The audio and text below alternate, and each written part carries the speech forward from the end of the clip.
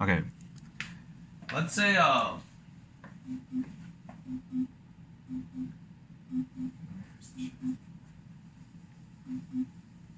let's say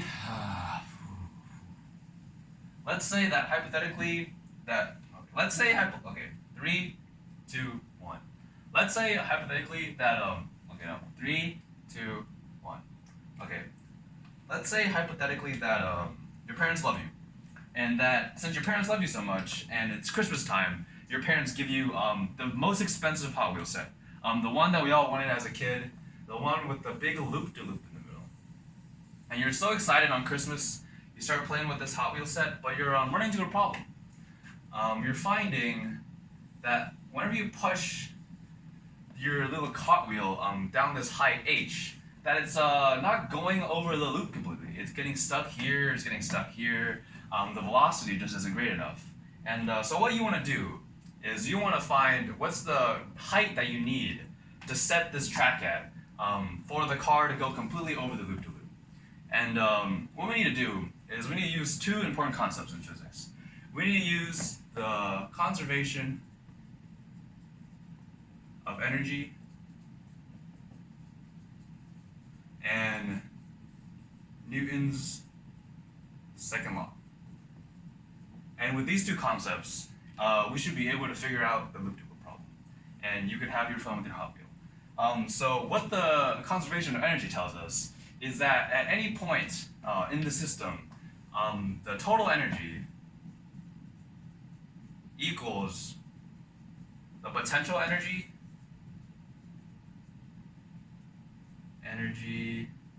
plus the kinetic energy.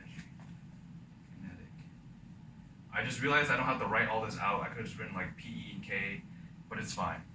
So basically, when your Hot Wheel is at this point, and it's having its velocity, it will have the same like total energy as when it's this point.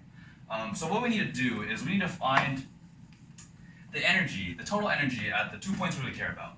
The point at the beginning, how much like total potential energy you have when you start, and the point right here that you need to get over the loop-to-loop. So for here it's easy. All it is potential energy because it's not moving yet. There's no kinetic energy, so it'll literally just be mg times h. Alright. So also let's call this radius, the radius of this circle. Let's call it r.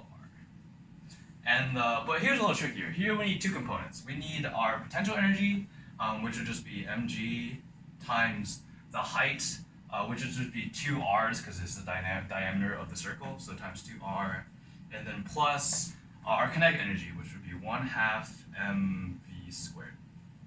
And here, like, we know a lot of these variables. We know mass, we know gravity, we know r, but there's two things we don't know. We want to solve for h, but there's another variable that we need to kind of keep account of. We don't know what v is. We need to know the velocity, the total speed that you need to get over the loop-de-loop. And that's when Newton's second law comes in. Let's kind of zoom in on this circle real quick. So just remember this, but let's like kind of zoom in on just like the circular part. That's what we're thinking about. I'm going to use some editing magic to zoom in real quick. Bam! I zoomed in on the circle. And so what we're going to do now is we're going to use Newton's second law to kind of isolate the velocity. And what does Newton's second law tell us? Well, Newton's second law tells us that the net force is equal to mass times acceleration. So first of all, let's draw a free body diagram and kind of figure out what are the forces acting on the car as it's at this point. Well, obviously, first we have gravity. We have the force of gravity pulling it down. But to make this problem a little easier, let's say that down is actually positive. That when it's going toward the inner of the circle, it's positive. And another good rule of thumb is that when gravity is like kind of pulling something down, it's good to, or when something's falling, like the object is going with gravity, it's easier if you make gravity positive, and when like you're lifting something and gravity is opposing the work being done, it's easier to make it negative. So we're going to make gravity positive in this situation. So of course we got gravity. And since the box, your cool little Hot Wheel car is touching the surface of the track, there's also normal force. The thing that kind of trips up a lot of people is normal force doesn't go in this direction. Normal force can't go in that direction. Normal force goes in the same direction as gravity.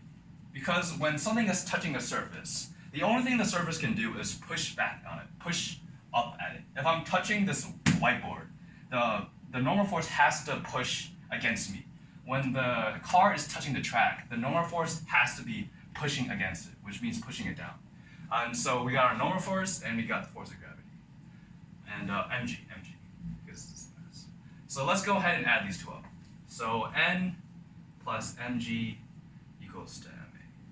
Another thing we know, since this is a centripetal acceleration, is that a equals v squared r.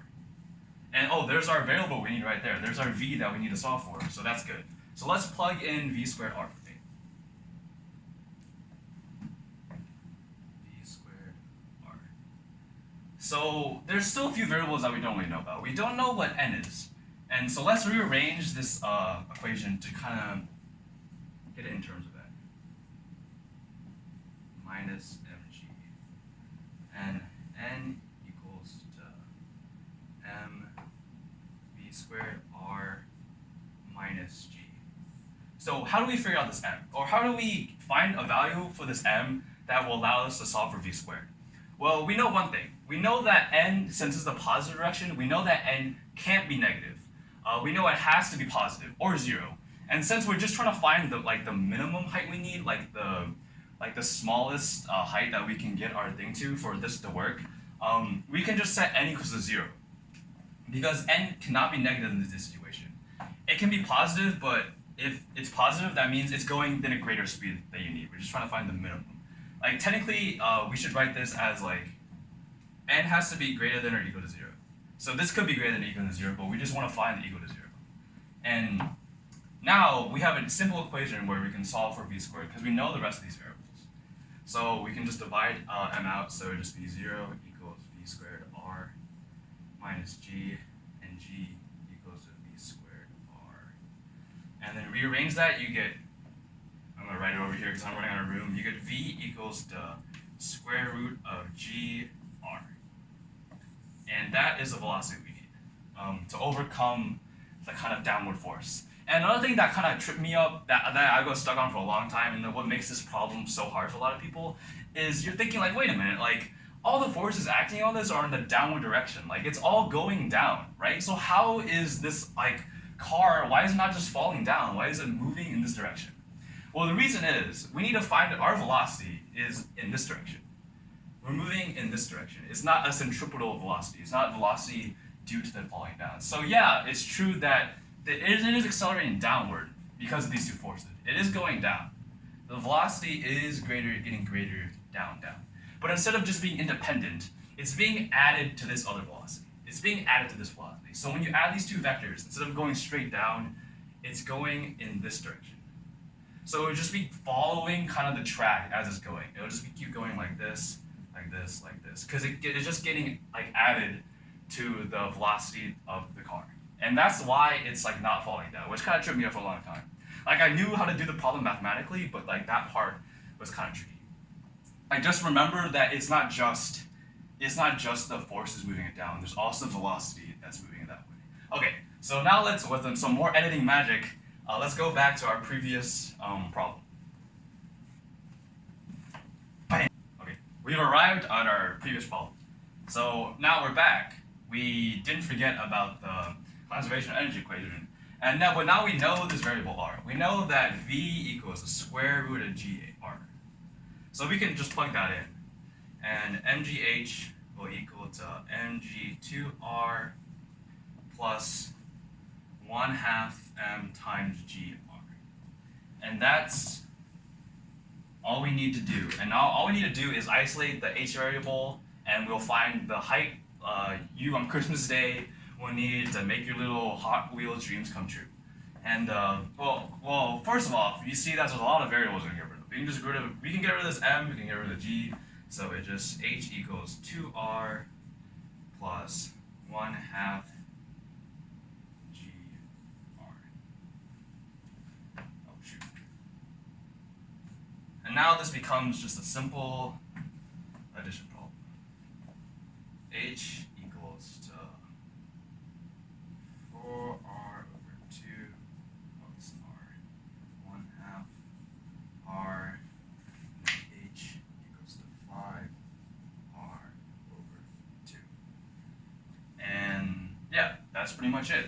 So this is the height that you'll need at the track. It needs to be 5R2, your height, in order to get your Hot Wheels over the track. And this problem, actually, I think trips up a lot of people. It's a very difficult problem in physics, and it probably takes a while to understand. And I hope this video sincerely helped you understand, because I know it took me like this entire day of just watching physics videos and like reading stuff to kind of understand this. And I hope this video helped you understand it.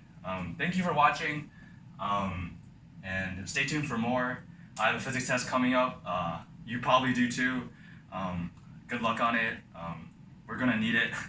And see you next time.